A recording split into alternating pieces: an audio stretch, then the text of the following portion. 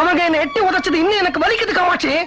அவங்க பிறக்கிறதுக்கு முன்னாலேயே என்னை எட்டி உதைச்சதுனால இந்த வலியே இப்ப எனக்கு தெரியலைங்க. என்னோட குழந்தைங்களை கூண்டுல ஏத்த ஒரு நாள் நான் சம்மதிக்க மாட்டேன். அதுவும் அப்பாவே குழந்தைங்க மேல கேஸ் போடுறத நான் அனுமதிக்கவே மாட்டேன். முதல்ல வக்கீல பார்த்து கேஸ வாபஸ் வாங்கிட்டு வாங்க. காமாட்சி, நான் சொன்னதை செஞ்சுட்டு அப்புறம் வந்து என்கிட்ட பேசுங்க. நீ சொல்றத பார்த்தா நான் கேஸ வாபஸ் வாங்கலன்னா அப்புறம் நீ என்கிட்ட பேசவே மாட்டியா?